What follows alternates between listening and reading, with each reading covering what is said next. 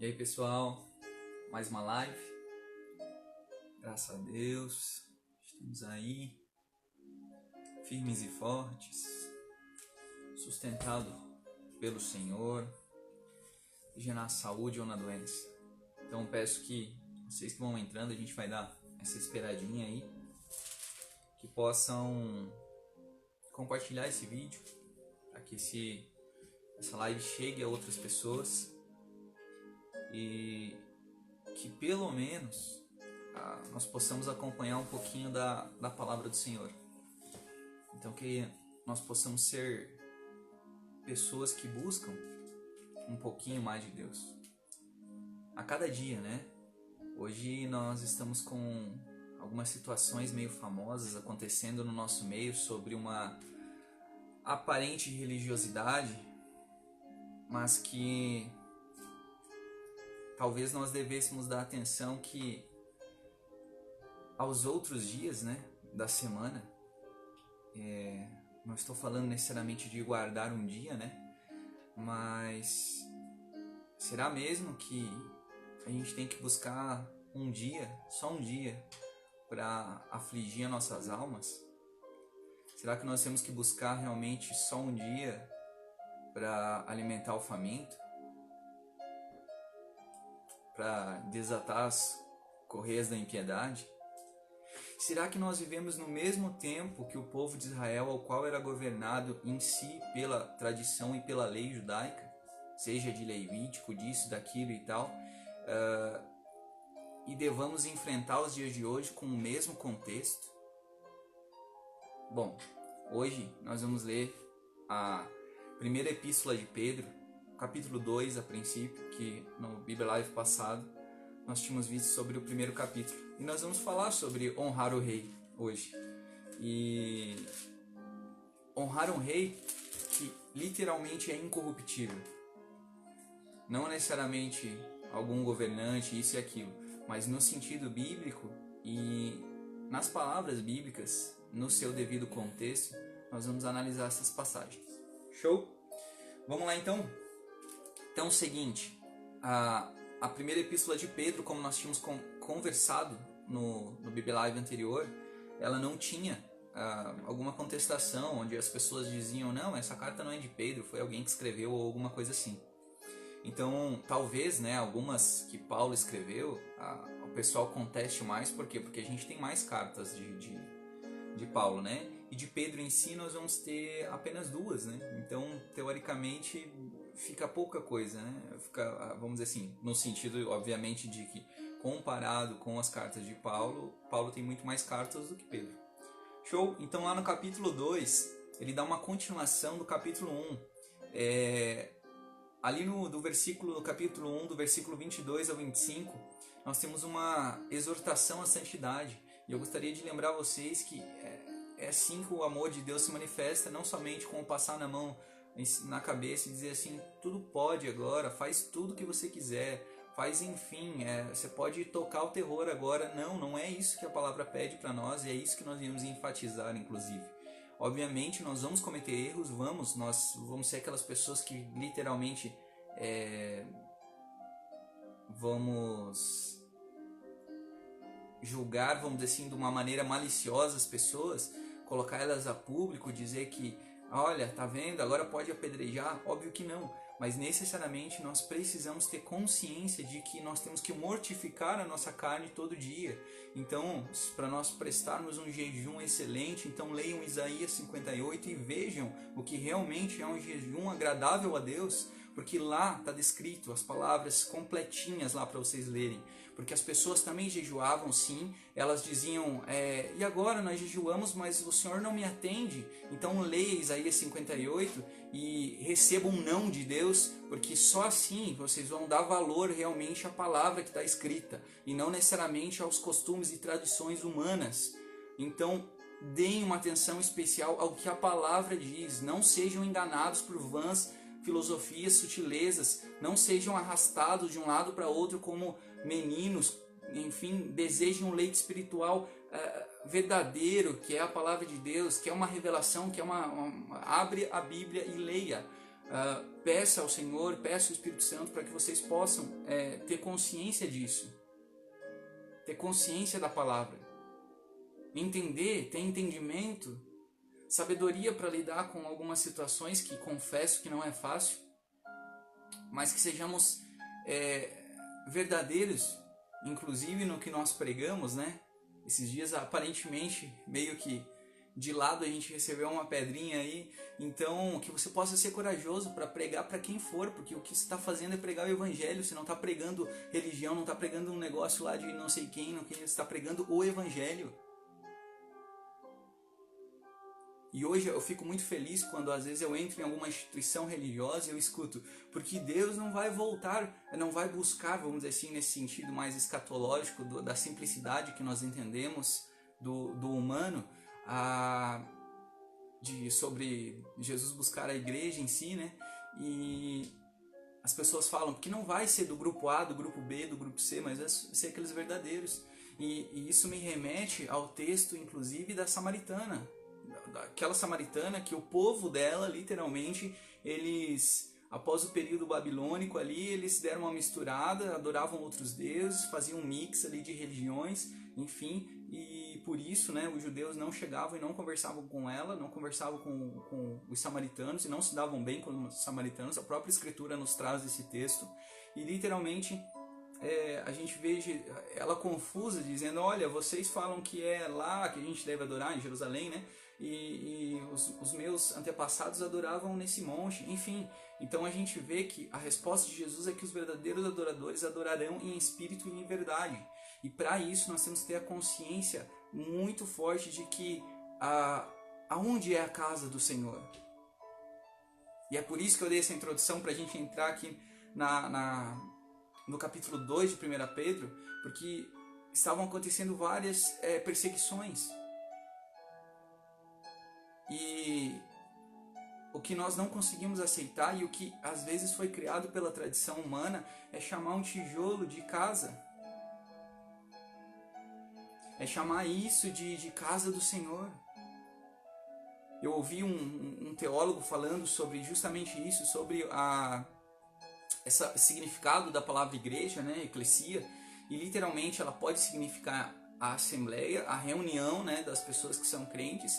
E isso me remete a outro versículo, aonde estiverem 2 ou 3 reunidos em meu nome, lá eu estarei. Isso não quer dizer também que ele não vai estar em secreto com você, porque Jesus falou que enviaria o Espírito Santo para ficar conosco até o fim dos tempos, para sempre, aliás, né?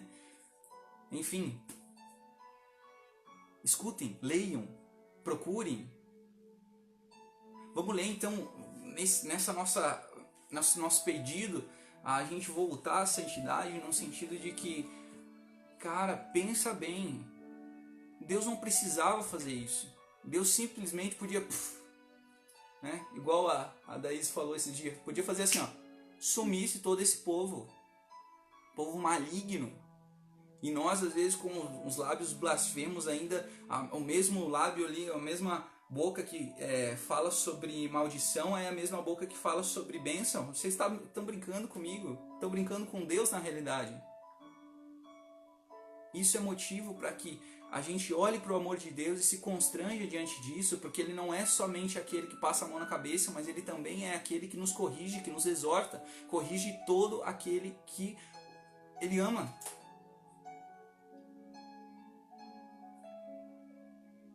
Então, no capítulo 2, versículo 1 de 1 Pedro vai estar escrito: despojando-vos, portanto, de toda maldade e dolo, de hipocrisias e invejas e de toda sorte de maledicências. Desejai ardentemente, como crianças recém-nascidas, o genuíno leite espiritual, para que por ele vos seja dado crescimento para a salvação. Então, lembrando, a gente não pode mais ser menininhos e tratar a salvação como um meio termo, como isso, como aquilo, mas estudar do que a gente foi salvo. O que é salvação? Haverá salvação ainda? Enfim, e vamos continuar. Versículo 3.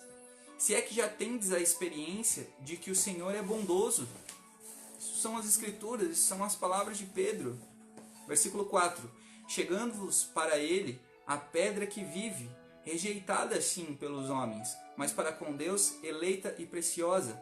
Quando a gente chega em Jerusalém, segundo as minhas pesquisas, literalmente, nós vemos muitas pedras em si. E naquela época, as pedras elas chegavam a pesar toneladas. E literalmente era escolhido as pedras mais que tinham um formato mais legal. Existe até um processo que eu esqueci o nome agora, de quebrar pedras ao meio, aquelas pedras gigantes e tal. As pessoas faziam uns pequenos furinhos e tal, e daqui a pouco a pedra se partia e ficava retinha, ficava bonitinha, enfim, né? Não vamos ser bobos de acreditar em muitas outras coisas que nós escutamos, vamos pesquisar e vamos atrás, né? Então, teoricamente, para uma construção ela ser edificada, ela precisava ter uma boa sustentação. Então, essa pedra que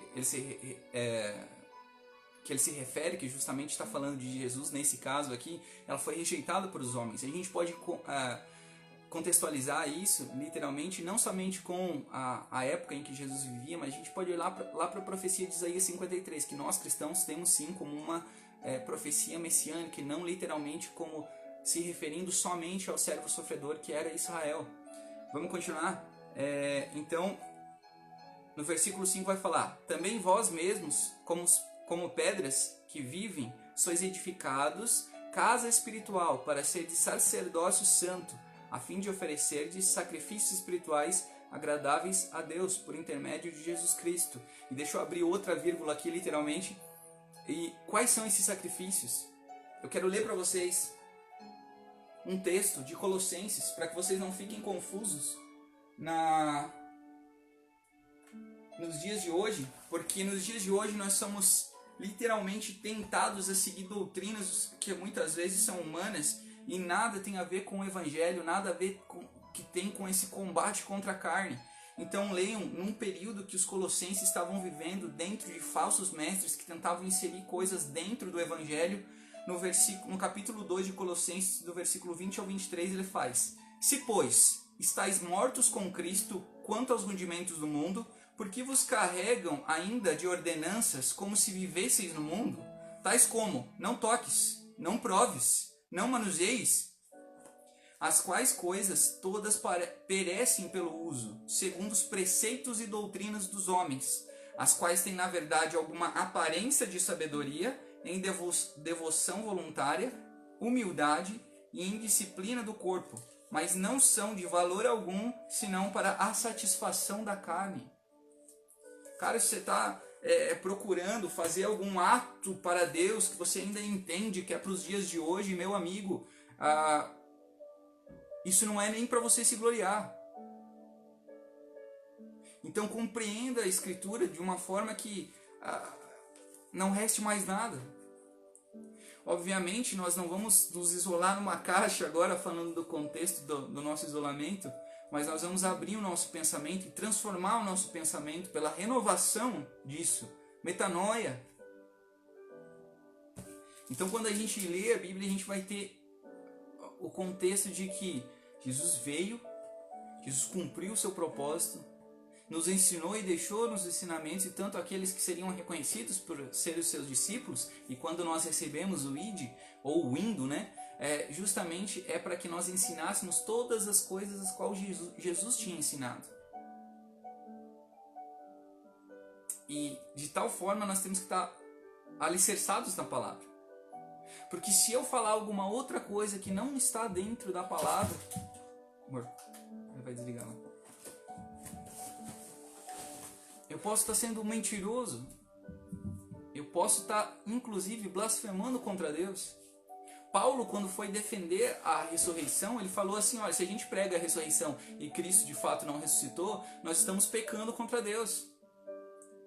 Mas não é isso que aconteceu. Nós sabemos que Jesus ressuscitou. Nós temos os escritos que Jesus ressuscitou. Literalmente na palavra de Deus, nenhum ato provavelmente externo, algum texto confiável pelas minhas pesquisas em si, mas que aquele Jesus histórico, ele existiu sim. Vamos continuar? Tá. É uma continuação aqui. Então, no versículo 6, vai falar o seguinte: por isso está na Escritura: eis que põe em Sião uma pedra angular, eleita e preciosa, e quem nela crer não será de modo algum envergonhado. Para vós outros, portanto, os que credes, é preciosidade, Mas para os descrentes, a pedra que os construtores rejeitaram, essa veio a ser a principal pedra angular. Pedra de tropeço e rocha de ofensa. São estes os que tropeçam na palavra, sendo desobedientes para o que também foram postos. Vós, porém, sois raça eleita, ou povo eleito em algumas traduções, sacerdócio real, nação santa, aqui, povo de propriedade exclusiva de Deus, a fim de proclamardes as virtudes daquele que vos chamou das trevas para a sua maravilhosa luz. Meu amigo, dá pra gente parar aqui e ler isso aqui de novo e dizer, cara, já tá muito bom. Não digo a live em si, eu digo a palavra do Senhor. Porque nós, se tivéssemos a ideia, ou justamente o que está sendo pedido aqui nesse capítulo 2 para que nós façamos, ou para que, enfim, nós sejamos essas pessoas, né? E logo a gente produza frutos que venham a glorificar a Deus e que venham ser de exemplo também para as outras pessoas, e não sermos envergonhados por causa dos nossos maus atos. Literalmente nós podemos ser cartas vivas, pedras vivas em si, edificadas. Versículo 10. Vós sim, que antes não erais povo, mas agora sois povo de Deus, que não tinhas alcançado misericórdia, mas agora alcançaste misericórdia. Deixa eu fazer um pontinho aqui, a gente pode até estudar as profecias, ir lá para Isaías, ver o começo do livro, dos primeiros capítulos, do capítulo 1 ao 7, se não me engano, o 8 também vai falar um pouquinho dessa história de quem não era povo e agora é povo, de quem não era amado e agora é amado. Enfim, não precisamos fugir tanto, também podemos olhar pela perspectiva dos gentios em si, que foram adicionados, vamos dizer assim, enxertados ao corpo, assim como diz o apóstolo Paulo. Então eles, no caso, que também fomos adicionados ou enxertados nesse corpo, e que hoje nós somos geração eleita, enfim, nação santa. Não se trata de uma localidade ou não se trata de uma instituição, se trata do corpo de Cristo, do qual o cabeça é Jesus Cristo e não nós. Então nós temos que estar debaixo da autoridade dele. Continuando, versículo 11. Amados, exorto-vos como peregrinos e forasteiros que sois, a vos absterdes das paixões carnais que fazem guerra contra a alma, mantendo exemplar o vosso procedimento no meio dos gentios, para que naquilo que falam contra vós, outros, como de malfeitores, observando-vos em vossas boas obras, glorifiquem a Deus no dia da visitação. E deixa eu falar desses versículos aqui, tá muito bom na verdade esse capítulo aqui. Eu achei que ia ser bem rapidinho também esse. Mas enfim, quando nós olhamos para esses dois versículos aqui, a gente vê o amor de Deus para conosco. E é interessante esse versículo 11, que ele coloca inclusive nós como peregrinos e forasteiros. Ora, peregrinos e forasteiros do quê? Da vida terrena. Existe uma vida futura, existe um outro lugar depois daqui, um lugar maravilhoso, descrito nas escrituras como tendo, não que nós vamos ligar para isso, né, porque ruas de ouro, como Deus, não precisando de luz, porque Deus iluminaria a cidade, como isso, como aquilo. Nós não temos nem a capacidade de pensar em um lugar desse, literalmente, porque é ali que nós vamos habitar. Todo aquele que nele crê não vai morrer, vai viver. Isso não é uma forma de chantagem, isso não é uma forma de colocar medo nas pessoas, no sentido de impor alguma coisa a elas, que elas precisam aceitar isso, que precisam, até porque ontem, até na live da Daís ali, nós ouvimos que quem convence é o Espírito. O apóstolo Paulo, sim, para Timóteo ele vai pedir para que ele possa persuadir os homens de toda forma, mas literalmente porque isso vai fazer uma diferença na vida das pessoas. E eu não estou colocando Jesus numa vitrine e dizer assim, ó, aceite ele, pule aqui que tua vida vai melhorar 100%. Não, eu não prego a teologia da prosperidade, seja de dinheiro ou seja disso, daquilo, daquele outro. Mas muita coisa vai mudar. Talvez você seja aquela pessoa que seja perseguida, talvez você seja a pessoa que vai atravessar a rua e um carro atropela, enfim, eu não sei. Porque eu não vim aqui dar as profetadas, ao qual nós já conversamos sobre profetismo no Velho Testamento, no Novo Testamento, também nas lives. Então, se nós cumprirmos a Escritura, eu não vou dizer assim, ó, pega um pãozinho aqui, você vai ganhar isso, você vai ganhar aquilo, carro novo, aquilo, enfim, qualquer coisa que a gurizada venha testemunhar. Não há maior testemunho do que o testemunho de Jesus. Que o Verbo se fez carne, habitou entre nós. Que João, quando viu ele, disse, eis o Cordeiro de Deus que tira o pecado do mundo. Que se entregou. Compreendem? Vamos continuar? Versículo 13 do segundo capítulo da primeira epístola de Pedro. Sujeitando-vos, agora escutem e tenham uma atenção para o que está acontecendo agora na nossa nação, porque nós podemos usar sim de exemplo, mas que respeitemos o contexto de cada mensagem. Sujeitai-vos a toda instituição humana por causa do Senhor, quer seja o rei como soberano, quer as autoridades, como enviadas por ele, tanto para castigo dos malfeitores, como para louvor dos que praticam o bem. Porque assim é a vontade de Deus que pela prática do bem façais emudecer a ignorância dos insensatos, como livres que sois, não usando, todavia, a liberdade por pretexto da malícia, mas vivendo como servos de Deus. Tratai todos com honra, amai os irmãos, temei a Deus, honrai ao rei.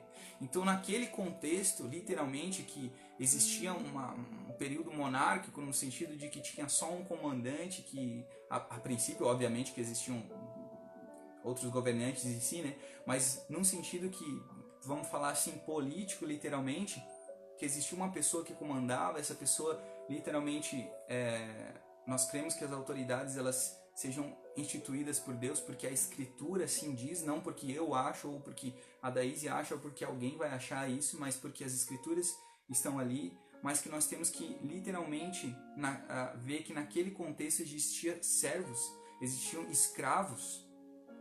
Não eram pessoas livres que têm o seu empreguinho e o chefe diz, faça isso, e daí você diz, sim, eu vou ter que honrar a Deus. Claro que você vai honrar a Deus, obviamente, num sentido de ser cristão naquele lugar, ou ter boas atitudes, muito mais do que um conjunto de regras, alguma coisa que nós possamos fazer, mas de algo que nós possamos ser no meio em que a gente está. E a gente pode ir para os outros versículos e passear pela Bíblia dizendo, vós sois luz do mundo. Ninguém acende uma candeia e coloca ela debaixo da mesa, debaixo de algum lugar que não possa ser visto, num sentido não de exaltar o homem, mas o que está dentro do homem, o que está dentro de vocês é o Espírito Santo, aquele que foi dado por Deus. E se não está, ele vai estar, se você crer verdadeiramente. O apóstolo Paulo, na carta aos Romanos, vai falar, é com os lábios que se confessa para a salvação, mas é com os lábios que se confessa a Jesus. Como é que é o versículo mesmo? Acha lá para nós. E com o coração que se crê para a justiça, se eu não me engano. Se com a tua boca confessares Jesus como Senhor e em teu coração creres que Deus o ressuscitou dentre os mortos, serás salvo. Ponto, tá ótimo. Muito obrigado. Amém. Entendem? Vamos ir.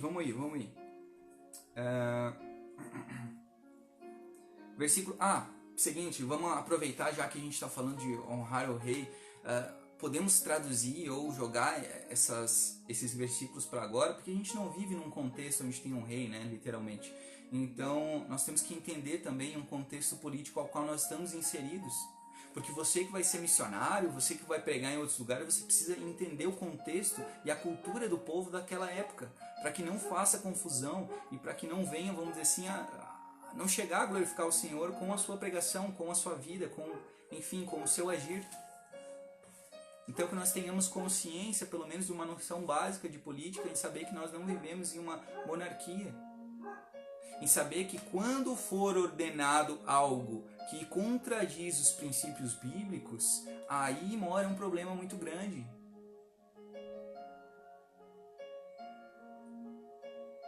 Porque provavelmente possa haver perseguição por causa da palavra, assim como nós vemos na parábola do semeador, ao qual nós também já estudamos, ao qual nós podemos estudar. Então que prestemos mais atenção em todos os detalhes, que a gente faça uma exegese do contexto, mas que nós possamos usar versículos que também respeitemos os seus contextos e consigamos construir uma coisa sólida. Que quando te perguntarem sobre alguma coisa de Deus, que quando buscarem a razão dentro de vocês possam realmente explicar isso com as Escrituras. Não é pela tua vivência do evangeliquez, do catoliceis, do isso aqui, do aquilo lá. Não é pelas tuas experiências, não é por isso, não é por aquilo. Apesar disso poder ajudar na tua vida, na vida de outra pessoa, você usar as Escrituras para embasar o que você está falando é uma coisa que literalmente necessita-se fazer. Entendem? Vamos continuar? Versículo 18. Servos, sede submissos com todo o temor ao vosso Senhor, não somente se for bom e cordato, mas também ao perverso, porque isto é grato que alguém suporte tristezas sofrendo injustamente, por motivo de sua consciência para com Deus. Lembram das palavras do apóstolo Paulo? Paguem o bem com bem. E paguem o mal com bem. Pois que glória há, se pecando e sendo esbofeteados por isso, o suportais com paciência? Se entretanto, quando praticais o bem, sois igualmente afligidos e o suportais com paciência, isto é grato a Deus.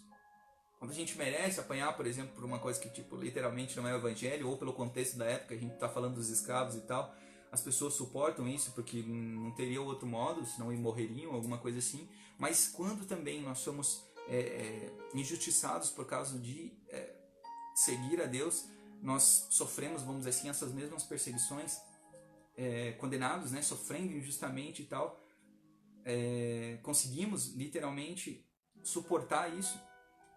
E por que não suportar? Se isso é o que as Escrituras estão nos pedindo, ou está nos pedindo. Porquanto para isto mesmo foste chamados, pois que também Cristo sofreu em vosso lugar. Então a gente vê o episódio do ladrão da cruz dizendo, olha, a gente até merece, mas esse que está aí não merece. Obviamente, né, dando uma explicação um pouco mais vulgar, não chega a ser uma Bíblia parafraseada, né, mas enfim. Demonstrando arrependimento. E para que não falar desse arrependimento hoje?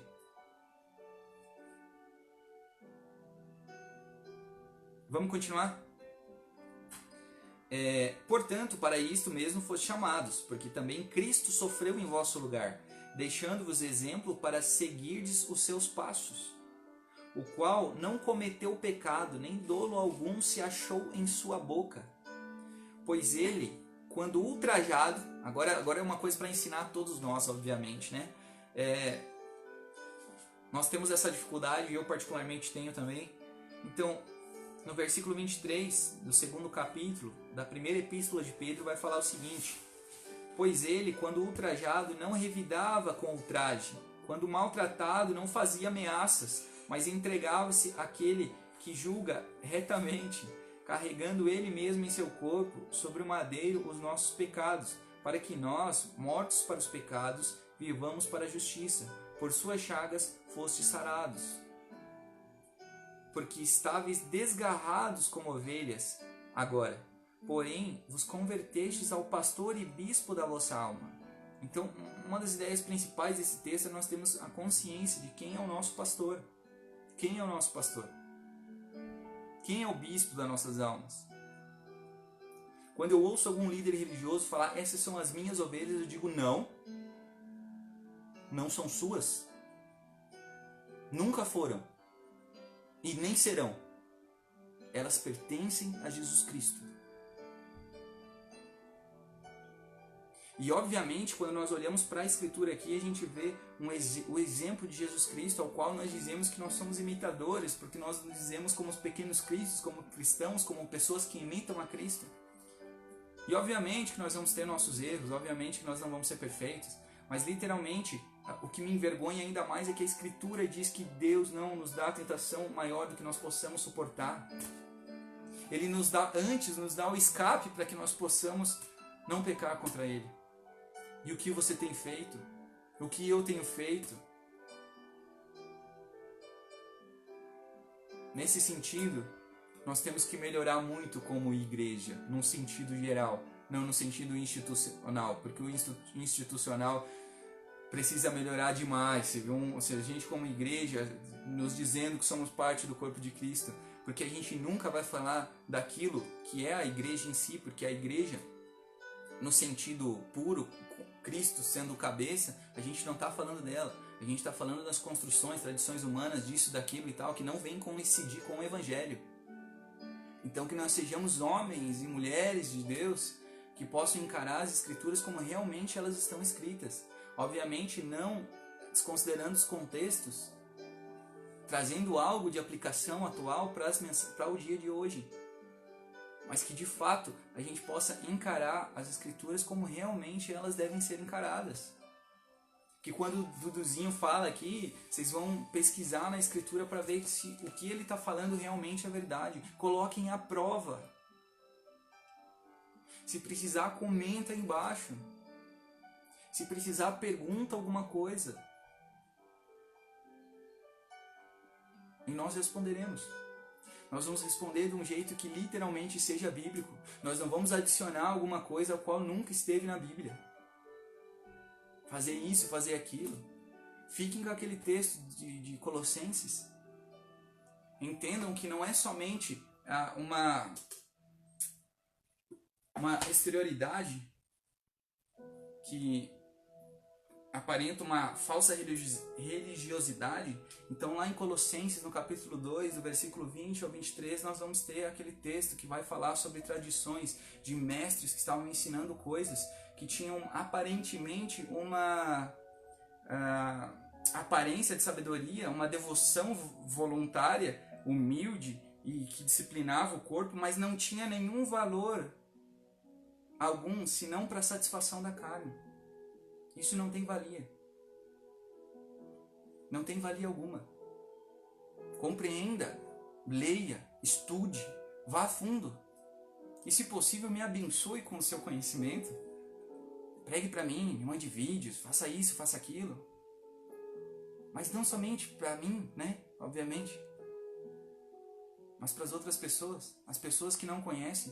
Porque a partir do momento que elas conhecerem, que elas lerem, que elas se aprofundarem e verem que o que você prega, o que você fala, não é literalmente o que está nas Escrituras e nem necessariamente o que nós vivemos, aí sim, isso vai perder toda a força.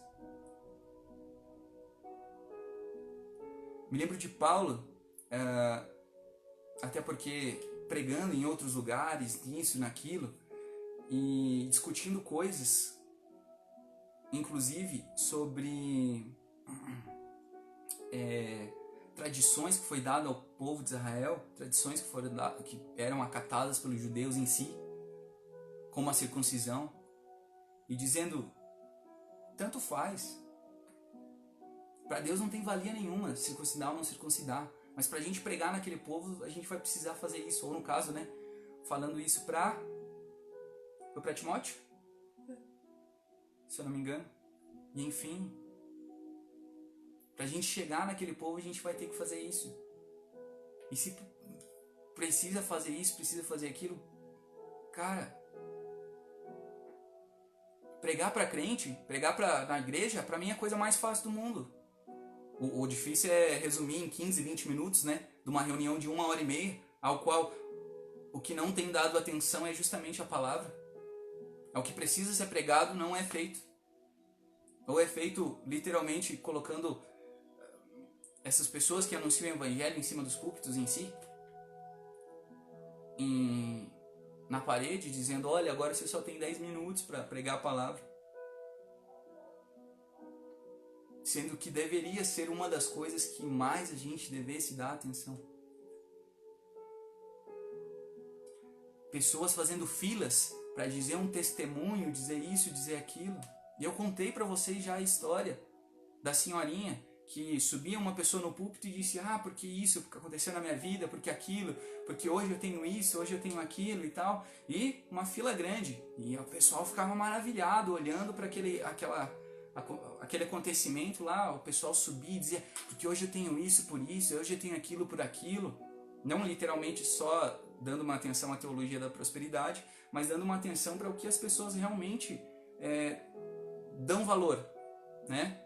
E aí subiu uma senhorinha e foi falar no microfone, coitadinha, nem sabia falar direito, e perguntaram para ela, né, qual foi o maior milagre que Deus já tinha feito na vida dela, conte o seu testemunho, e ela disse, e o que ela disse? Eu fui salva por Jesus. Eu fui salva.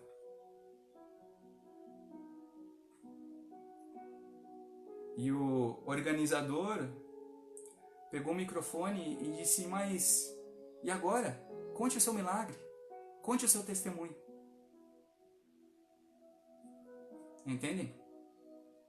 Então, o que nós pegamos desse segundo capítulo da Epístola de Pedro é justamente isso. Nós temos que dar atenção ao que nós estamos sendo, ao que nós estamos fazendo, e ter uma atenção especial para que nós não sejamos medrosos, para que nós possamos entrar no lugar que for e pregar o Evangelho. Sim, o Evangelho. E que de forma nenhuma nós venhamos como é que eu vou dizer? A nos acovardar. Não dando a atenção especial a Jesus, apontando para Jesus, explicando que a salvação vem de Jesus, que existem doutrinas humanas sendo incluídas. Lembro mais uma vez de Paulo passando na frente do Areópago, discutindo com as pessoas que estavam lá, falando sobre um monumento que ele passou e disse, e estava escrito ao Deus desconhecido, e ele disse, eu vou pregar para vocês sobre esse Deus desconhecido. E começou a citar as Escrituras, começou a falar as Escrituras. Em nenhum momento Paulo se levantou e disse assim, porque essa construção aqui é uma construção de idolatria, vocês estão enganados, vocês estão não sei o que, vocês não estão aquilo lá. Paulo não se intimidou em Éfeso, na carta de Éfeso, que também nós fizemos as pregações, e também falou sobre o pessoal lá em Atos, a gente pode conferir, né, gritando, Diana dos Éfesos, não se intimidou diante disso, num sentido de que ele ia pregar, mas as pessoas não deixaram ele pregar justamente porque os caras iam matar ele. Então seja corajoso, pregue a palavra, igual Paulo fala a Timóteo, dentro e fora de tempo, em tempo e fora de tempo. E pare com essas mesquinharias. Vós sois povo escolhido de Deus, sacerdócio santo.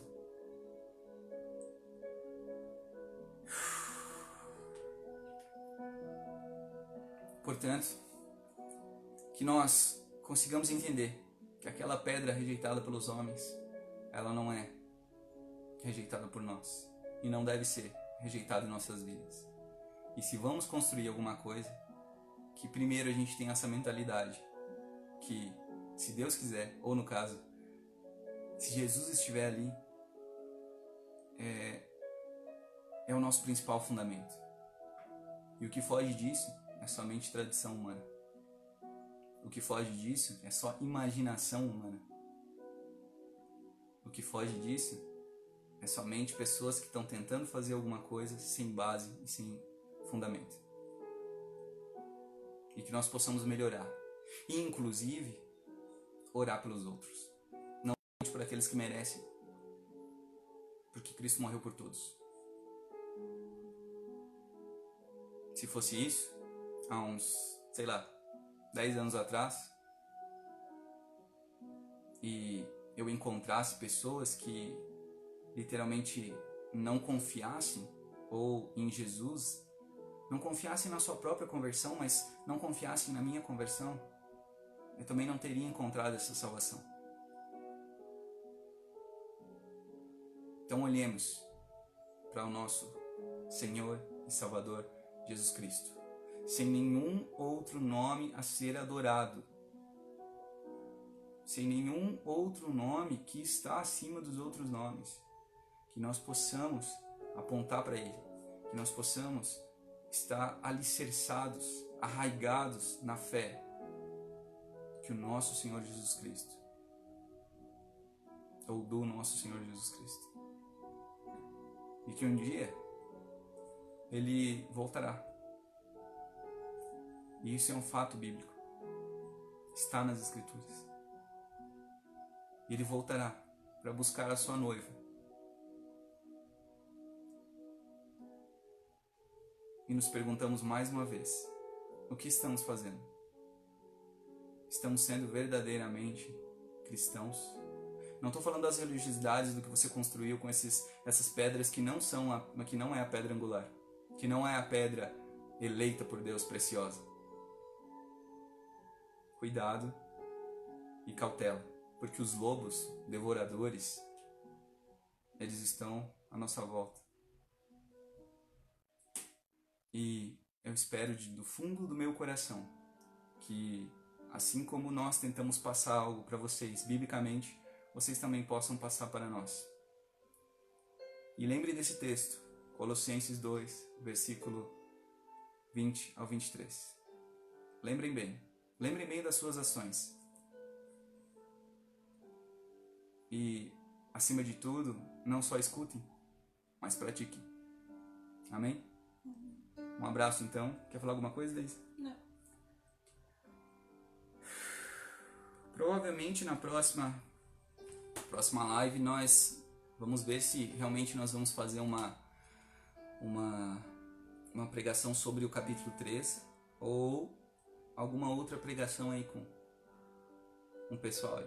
Então, teoricamente, respeitem as decisões tidas pelas autoridades, no sentido de que nós como igreja nós temos que ter responsabilidades, que nós não venhamos a agir como crianças na malícia, igual diz Paulo também, assim como nós vimos hoje Pedro falando, né?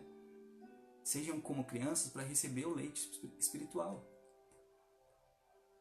Então analisem, confiram nas Escrituras e, se possível, compartilhem isso com as outras pessoas. Amém? Um abraço. Que a paz do nosso Senhor Jesus esteja convosco.